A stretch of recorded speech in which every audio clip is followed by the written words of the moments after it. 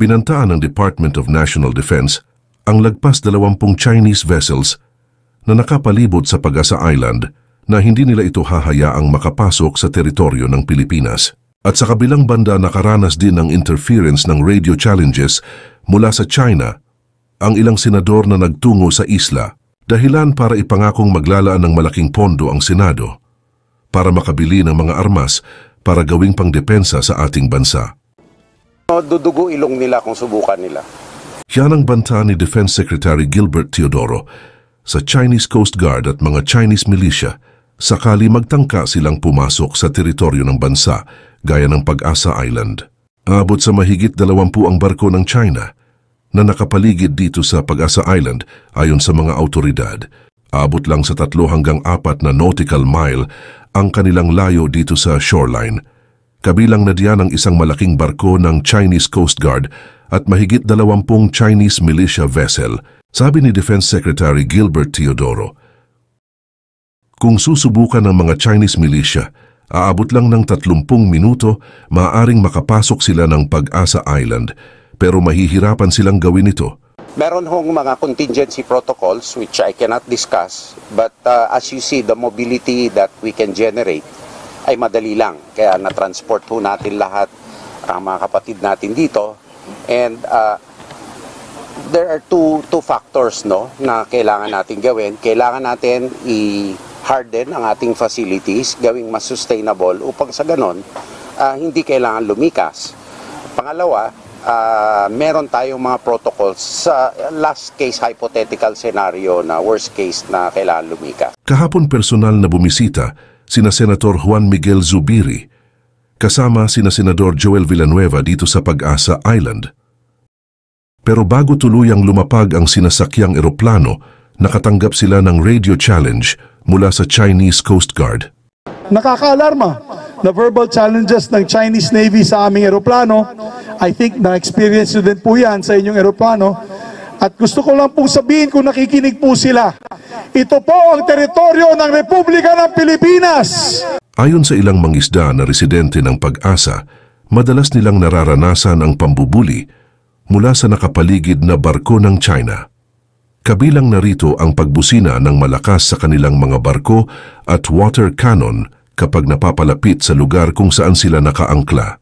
Ayon sa mga senador, desidido silang pondohan ang lahat ng pasilidad ng sandatahang lakas para protektahan ang mga mangingisda at mga teritoryong inaangkin ng China. Bahagi rin ito ng investment sa seguridad ng bansa kabilang na ang Pag-asa Island.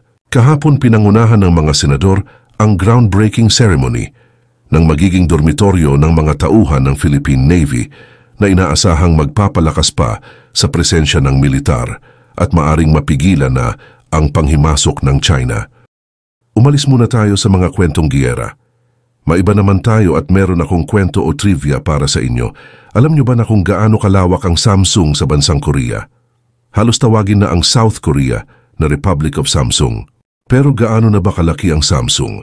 At halos nasakop niya na ang bansang South Korea. Halika, samahan nyo ako at alamin natin ang buong kwento.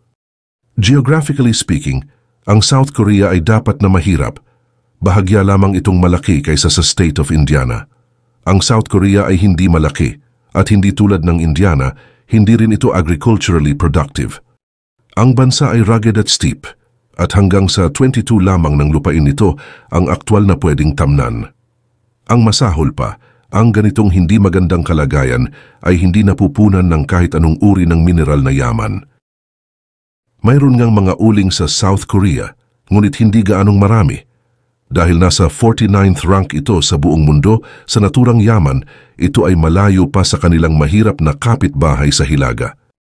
At marahil ang pinakamalaking suliranin ay ang katotohanan na ang bansa ay nasa ika-81 pwesto sa mundo sa mga natural na gas reserves at nasa huli sa oil na walang maipakita man lang. At lahat ng ito ay mga domestic challenges lamang. Mag-zoom out mula sa Rocky Peninsula at kung sino ang rehiyon ng nakaraan at kasalukuyang mga powerhouse na dumanas ng iba't ibang pangyayari sa kasaysayan mula sa mga imperyo sa paligid nito at limitadong likas na yaman. Dapat sana'y mahirap ang South Korea, ngunit hindi ito ganon. Mayaman ito base sa nominal GDP. Ang South Korea ay ang 10th largest economy sa mundo, isang katotohanan na may kinalaman sa iisang kumpanya lamang.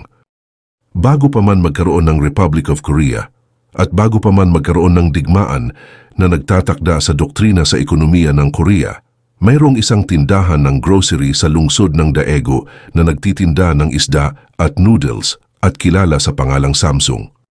Ang may-ari ng tindahan na si I.B. Young Choi ay walang kaalam-alam na noong 1938, ang kanyang negosyo ay magiging tulay pala sa isa sa pinakamalaking pagbabago sa ekonomiya ng ika-20 siglo.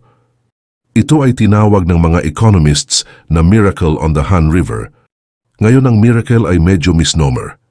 Sa huli ang pag-angat ng GDP ng South Korea mula sa baba patungo sa pag-angat at ang paglaki nito ng 100-fold sa loob ng 40 years ay extraordinary, ngunit ito ay maipapaliwanag. Ito ay isang function ng matagumpay na long-term planning at pagsasama ng lakas sa mga mahuhusay na oportunista. Ito rin, sa ilang bahagi, ay dulot ng katotohanan na noong 1950 ay halos hindi na mabubuhay ang South Korea. Pagsapit ng Agosto ng taong iyon, ang South Korean forces ay may kaunting lupain na lamang na natitira upang ipagtanggol matapos makuha ng komunista sa North Korea ang lahat maliban sa sulok na ito ng peninsula. Mula sa Southern perspective, ito ang pinakamalungkot na bahagi ng digmaan. Ngunit ang digmaan at ang pagbaligtad ng kapalaran ng South Korea sa mga tao na sumunod ay lumikha ng pagkakataon sa gitna ng Korean War's wreckage. Nagpivot si Lee noong 1953 kung saan ang natitirang mga ari-arian ng Japanese colonial ay ibinebenta sa halagang sentimo sa dolyar at ang karamihan sa mga industrial na infrastruktura ng South Korea ay nasira na. Inilunsad niya ang Choijedang, isang refinery ng asukal. Pagkatapos sa taong sumunod ay ang Choi Magic, isang wool mill na parehong nasa ilalim ng maituturing na ngayong Samsung Group. Para kay Yi, ito ay isang lohikal na pag-unlad dahil ang mga South Korean ay lubhang nangangailangan ng pang-araw-araw na mga produkto at pagkain. Habang ang first president ng South Korea na si Syngman Rhee ay nagsimulang magbigay ng tulong mula sa ibang bansa sa mga kaalyadong industrialists sa pag-asa na mabawasan ang pagdepende sa mga imports. Ang pamahalaan ni Rhee ay nagpundo sa pagtatayo ng mga pasilidad at pag-aangkat ng hilaw na asukal para sa mga bagong proyektong ito at hindi nagtagal ay nagkaroon ng kaunting kakompetensya sa isang bansang winasak ng digmaan. At pagkatapos ng ilang napapanahong pagpapalawak, ang Samsung Group ay naging ika-4 na pinakamalaking borrower ng bansa. Na may maginhawang pampulitikang koneksyon at malakas na paghawak sa kritikal na industriya, ang Samsung Group ay nagsimulang lumago. Sa mga sumunod na taon, nakuha nito ang Hankook Fire and Marine Insurance at Hsiao-hung Bank, habang naging pangunahing shareholder din sa 4 na iba pang mga bangko wala pang isang dekada matapos makuha ang unang sugar refinery. Ang Samsung ang naging powerful conglomerate sa Tangway, at ang net worth ni Lee ay tinatayang kumakatawan sa 19% ng lahat ng yaman ng South Korea. Ang kumpanya ay sumikat ng husto. Ang problema, habang ang South Korea ay nagbabahagi ng mga funds mula sa Western recovery at inalis ang mga feudal na land practices, ang mga South Koreans ay nanatiling mahirap at ang bansa ay nananatiling agricultural at hindi pa gaanong maunlad. Ang mga isyong ito ay lumubha ng pabagsakin ng militar ang pamahalaan ni Rhee noong 1961. Ang pag-angat ng ekonomiya ng South Korea ay nagsimula sa ilalim ng bagong leader na si Park Chung-hee, na may matinding focus sa pagpapalawak ng industrial na pag-export at pagpapaunlad ng human capital ng South Korea. Ang paglago ng GDP ay tumaas ng husto, na bumaba lamang sa ilalim ng 9% annually sa 3 okasyon mula 1963 hanggang 1978. Ang nagpapatakbo ng paglago na ito higit sa lahat ay ang mga conglomerates.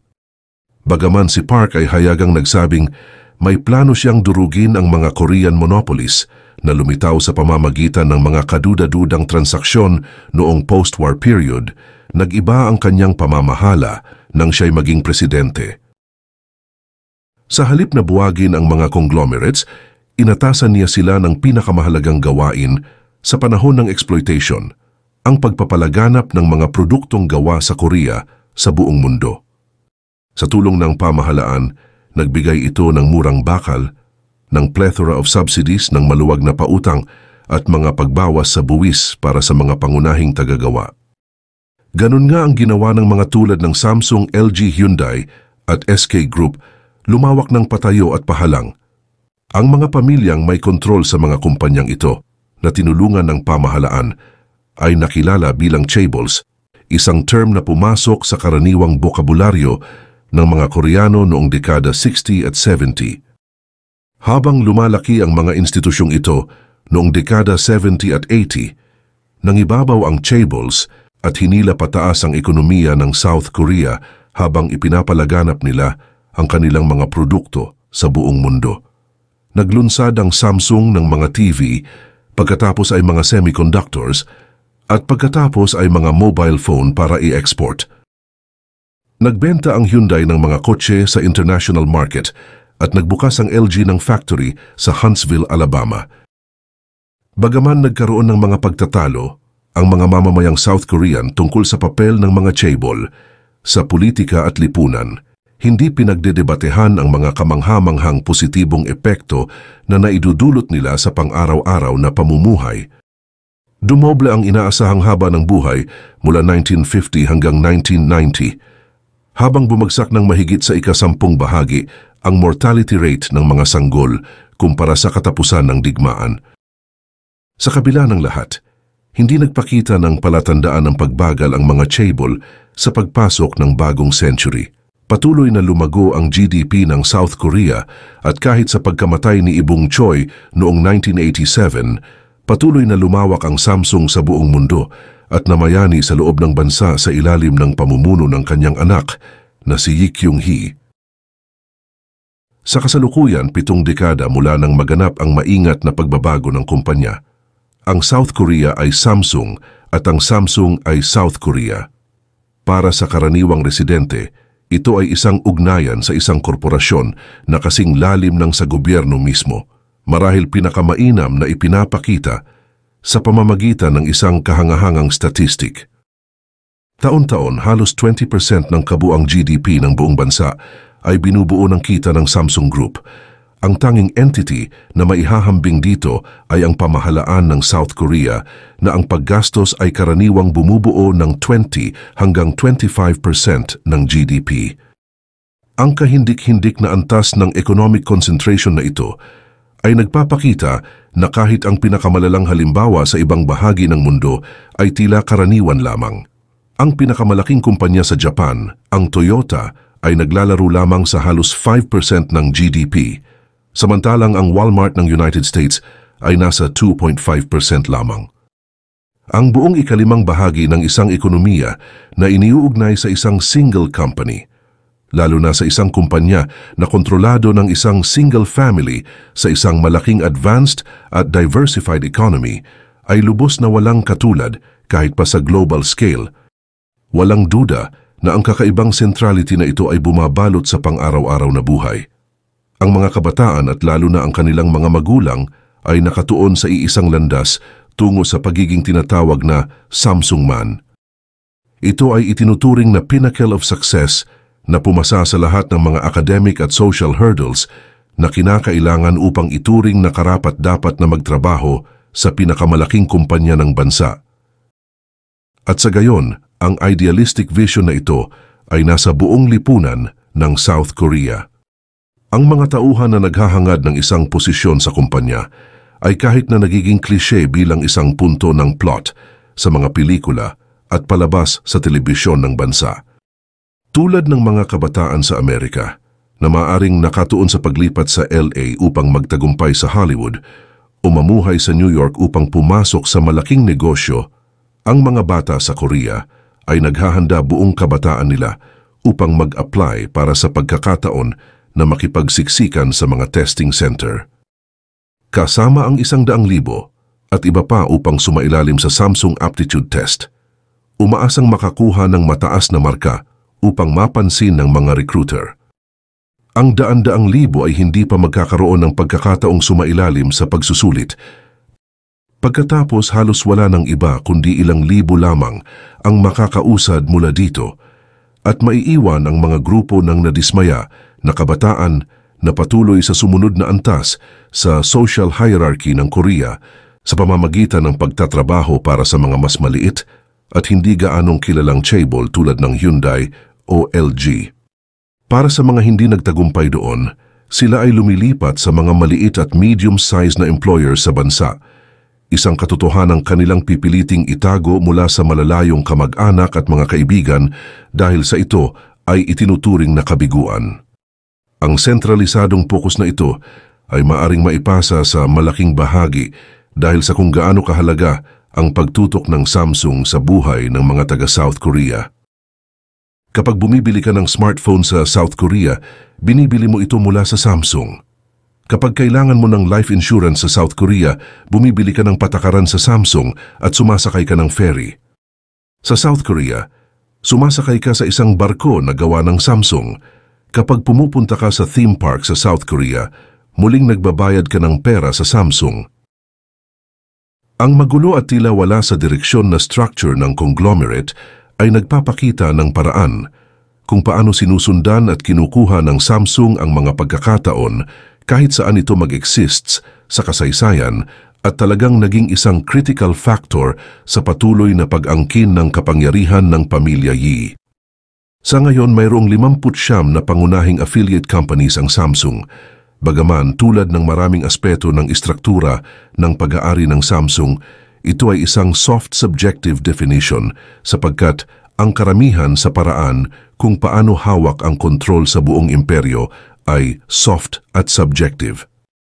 Ngunit sabihin natin na mayroong dalawang kaanib, ang isa sa buong pagmamay-ari ng pamilya Lee at ang isa naman sa buong pagmamay-ari ng mga outside investors, parehong nagkakahalaga ng $50 million bawat isa. Ngayon ang karamihan sa mga mahahalagang desisyon sa negosyo ay nalulutas sa pamamagitan ng simple majority. Ibig sabihin ay upang aprubahan ang budget para sa susunod na taon. Halimbawa, kailangan lamang ng 50% ng halaga ng mga shareholder at isa pa upang bumoto ng pabor. Kaya't ibig sabihin, ang 49.9% ng pagmamay-ari ng pamilya sa unang kaanib ay epektibong walang halaga mula sa control perspective, at least para sa desisyon ng karamihan. Kaya ang kanilang magagawa ay ipagbili ang 49.9% na iyon sa 49.9% ng iba pang mga affiliates. Pagkatapos ay gamitin ang kaunting sobra na pera upang makamit ang 50% plus 1 ownership sa parehong affiliates. Sa kalaunan, halos pareho lamang ang halaga ng perang ininvest, ngunit dalawang kumpanya ang nasa ilalim ng kontrol ng pamilya sa halip na iisa. Ngunit ngayon sa pamamagitan ng kanilang kontrol sa parehong mga kumpanyang ito, maaari nilang ipag-utos na gamitin ng bawat isa ang taunang operating profit upang bilhin ang 50% plus 1 ownership ng third affiliate sa halip na ibalik ito sa kanilang sarili at sa iba pang mga may-ari na maaring maging subject sa income tax. At bagaman hindi sila direktang nagmamay-ari ng third affiliate, kontrolado nila ito dahil kontrolado nila ang first 2 affiliates na kontrolado naman ang ikatlo. At kahit na kailangan ng 50% plus 1 ownership sa technical na kontrol, sa practice madalas itong sobra-sobra dahil ito lamang ay naging mahalaga sa kaso ng kumpletong pagtutol ng bawat ibang shareholder na bihirang mangyari lalo na kapag nakalikha na ng antas ng kulto ng personalidad na mayroon ng pamilyang Yi. Kaya ang maaaring kailanganin lamang ng pamilyang Yi ay 30 o 40% na direct or indirect control sa isang tiyak na affiliate. Kung ang karagdagang 10 o 20% ay pagmamay-ari ng mapagkakatiwalaang kaalyado ng mga outside investors. Sa paglipas ng mga dekada, ang mga ito at ang iba pang mga sistema ay nagsama-sama upang lumikha ng scattered at convoluted web ng ownership na maaaring malito. Kahit na ang pinaka-savviest na financial analyst, ngunit sa huli ay nagre-resulta sa kung ano ang mahalaga sa pamilya Lee. na pinakakumpletong kontrol sa buong imperyo. Ngunit ang mga structures na ito ay hindi tiyak, lalo na kapag may namamatay. Ang South Korea ay may isa sa pinakamataas na buwis sa mana sa buong mundo na nasa 50%. Ibig sabihin, ang 50% ng halaga ng mga ari-arian ay napupunta sa pamahalaan kapag ipinamamana ito mula sa isang henerasyon patungo sa susunod. Kaya kung si Lee Kyung-hee halimbawa ay nag-iwan ng $5 billion na halaga ng mga shares sa kanyang anak na si Lee Jae-yong, ang tagapagmana ay kailangang humanap ng $2.5 billion upang bayaran ng gobyerno na maaaring magawa lamang niya sa pamamagitan ng pagbebenta ng mga shares na nagkakahalaga ng $2.5 billion, kaya nawawala ang kapangyarihan ng boto na kanilang ibinibigay.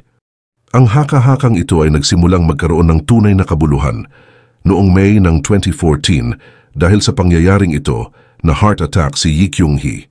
Nakatagalang chairman, ngunit halos hindi niya nalampasan ito. Habang siya ay nakomatose sa isang hospital bed sa Samsung Medical Center, ng mga araw, linggo, buwan at kalaunan ay naging mga taon. Ang kanyang mga anak ay nasadlak sa isang power struggle habang ginagamit nila ang panahon upang gumawa ng plano na mapanatili ang Samsung sa kontrol ng pamilya matapos bayaran ang inheritance taxes sa inaasahang pagkamatay ng kanilang ama. Ito ay mahirap. Ang mga numero ay mabigat, kaya't kinakailangan ito ng ilang creativity, marahil ay sobra pa. Dalawa sa pinakamahalagang bahagi ng web na pagmamay-ari ng pamilya Yi ay ang Samsung Construction and Trading o CNT at Choi Industries. Ang bawat isa bilang dalawa sa pinakamatandang affiliate ng Samsung ay pangunahing kumikilos bilang de facto holding companies ng iba't ibang uri. Ngunit ang kontrol ng pamilyang Yi sa CNT at sa makatuwid sa electronics, engineering, chemicals at iba pang mga affiliate na bahagyang pagmamay-ari ng CNT ay humihina habang patuloy na bumibili ang mga outside investors na lalong nagiging agresibo. Kung hindi na magising si Lee Kyung-hee mula sa kanyang koma, ang 50% na buwis sa mana ay magiging isang matinding dagok at ang kanilang empire ay babagsak. Kaya't isang plano ang kanilang inisip, pagsamahin ang CNT at Choi. Bagaman mahirap sukatin ang kanilang kontrol sa bawat isa dahil sa lawak ng kanilang soft at informal control, mahalagang malaman na ang kontrol nila sa Choi ay mas malakas kaysa sa CNT. Kaya't ang magpapahusay sa kanilang restructuring ay kung mapapalaki ang halaga ng Choi at mapapaliit ang halaga ng CNT upang pagkatapos ng merger ay magkakaroon sila ng mas malaking kontrol sa bagong pinagsamang de facto holding company at sa makatuwid ay mas malaking kontrol sa buong imperyo ng hindi gumagastos. Kaya't iminungkahi nila ang isang tiyak na masamang deal. Ang isang CNT share ay magiging katumbas ng 0.35 Choi shares. Ang mga shareholder ng CNT, partikular ang pinakamalaking American hedge fund nito, ay hindi makikinabang sa ganitong kasunduan. Nagsimula ang Elliott na magkampanya laban sa merger na nagsasabing ang Choi ay nagkakahalaga ng humigit kumulang 3.42 billion, ngunit ang merger ratio na 0.35 ay nagpapalaki ng halaga nito sa 4.08 billion, na epektibong nagbibigay ng daan-daang milyong dolyar na halaga sa EES mula sa bulsa ng mga shareholder ng CNT. Ito ay isang hindi kapanipaniwalang good deal para sa pamilya, ngunit hindi nila ito magagawa ng mag-isa. Hindi tulad ng karamihan sa mga desisyon sa negosyo na maaaring direktang kontrolin ng pamilya. Isa pamamagitan ng kanilang de facto na simple majority, ang mergers at acquisitions ay nangangailangan ng supermajority approval ng 2/3 ng mga shareholder. Kaya nilang makuha ang karamihan ng boto, ngunit upang makuha ang kabuuang boto na kinakailangan nilang hikayatin ang mga shareholder ng CNT na bumoto laban sa kanilang sariling interests. Ngunit mayroong isang pangunahing shareholder, ang pinakamalaking outside shareholder na may 11.6% ng ownership, ang South Korean National Pension Service o NPS, na pinamamahalaan ng Ministry of Health and Welfare, na pinapatakbo ng gobyerno ng South Korea, na noong panahong iyon ay pinamumunuan ni President Park June High. Ibig sabihin, kung makakalapit sila kay Pangulong Park, maaring maimpluwensyahan niya ang pension service, lalo na dahil mayroong silang koneksyon. Ang matagal nang pinagkakatiwalaan ni Park at anak ng isang influential cult leader, si Choi Soon-sil. Alam ng mga makapangyarihang tao sa South Korea na si Choi, bagaman walang opisyal na posisyon sa gobyerno ni Park, ay may malalim na impluwensya sa mga desisyon ng Pangulo, kabilang ang pagpili ng mga damit, pag-edit ng mga talumpati at paggawa ng mga tiyak na policy propositions. On the surface, nagtrabaho si Choi bilang may-ari ng isang Italian restaurant sa marangyang lugar ng Gangnam, ngunit madalas na nakikitang umaakyat sa ikatlong palapag ang mga politiko at negosyante patungo sa kanyang opisina. Kung saan naman humihingi siya ng mga donasyon para sa dalawang non-profit na kanyang itinatag, ang MIR at K-Sports Foundations. Ang mga foundation na ito ay tumutugon daw sa mga proyektong may kinalaman sa cultural exchanges at mga proyekto sa sports, ngunit sa practice ay nagsisilbing tuktok ng funnel sa isang komplikadong pandaigdigang operasyon ng money laundering. Sa direksyon ni E.J. Jung, nag-donate ang Samsung ng kabuuang $36 million sa mga foundation ni Choi. At habang kaunti pa rin ang nalalaman tungkol sa mga specific inner workings, hindi nagtagal pagkatapos bumoto ang State Pension Fund na pabor sa merger ng CNT at Choi, ang panukala ay naipasa. Ang dalawang kumpanya ay pinagsama at pinaigting ng pamilya Yi, ang kanilang kontrol sa imperyo ng Samsung patungo sa susunod na henerasyon. Ngayon ay alam na natin ito. Alam natin kung paano nakaimpluwensya si Park sa pension fund, alam natin kung paano nakaimpluwensya si Choi kay Park, at alam natin kung paano nakaimpluwensya si E.J. Jung kay Choi. Maliwanag na nabunyag ang kanilang lihim. Isang malaking eskandalo ang sumabog. Si Park ay na-impeach at ibinilanggo. Si E.J. Jung ay naakusahan at ibinilanggo. Ngunit ngayon halos lahat ay normal na. Si Park ay pinatawad at pinalaya noong 2021. Pagkatapos ng isang taon, gayon din si E.J. Jung at noong ika-27 ng Oktubre ng 2022 matapos ang kamatayan ng kanyang ama noong 2020. At matapos ang mga taon sa kama ng ospital, si E.J. Jung ay itinalaga bilang chairman ng Samsung Group. Ang kaayusan sa lipunan ay ibinalik. Ang kapangyarihan ng pamilyang Yi ay napanatili. Ito ay isang pamilyar na refrain. Sa katunayan, ang mga legal na problema ni E.J. Yang ay halos isang salamin ng kanyang amang si Yi Kang, isang dekada na ang nakalipas. Siya ay hinatulang makulong ng 3 taon noong 2008 dahil sa pandaraya. At iba pang mga bagay, ngunit isang taon lamang ang lumipas bago siya pinatawad ng Pangulo upang manatili sa International Olympic Committee at magtulak ng bid ng South Korea para sa 2018 na mga laro. Yan ang pampublikong naging dahilan. Natuklasan ng mamamayan na ginamit ni Yi Kyung-hee ang suhol upang kumbinsihin ang president na patawarin siya sa kanyang mga kaso ng bribery. Parehong mga justifications ang ginamit noong tag-init ng 2022 sa pagpapatawad kay Yi-jae Jung. Ang Samsung at mga pangkat ng negosyo sa South Korea at maging ang US Chamber of Commerce ay naglabi sa loob ng mga taon para sa isang pardon, at habang nasa parol, siya pa rin ay kumikilos bilang de facto na leader ng Samsung, kahit na nakipagtagpo siya kay President Biden noong Mayo ng 2022. Kaya pagkatapos ng 2 buwan, ipinaliwanag ni President Yoon Suk-yeol ang pardon kay Wais sa isang tuwid na paraan na sinasabi na siya ang tanging praktikal na tagapagmana ng Samsung chairmanship. At ang kanyang pamumuno ay kinakailangan upang gabayan ang pinakamalaking kumpanya ng bansa habang parehong nakabangon mula sa pandemya ng COVID-19.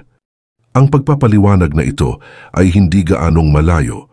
Bagaman walang alinlangan na hindi pantay na tingnan ang malawak na impluwensya ng Samsung sa ekonomiya ng South Korea, maaaring maging praktikal ito at maaaring tunay na nagpapaliwanag ang mga layunin, ngunit ito ay nagpapatuloy sa cycle na tila hindi masisira.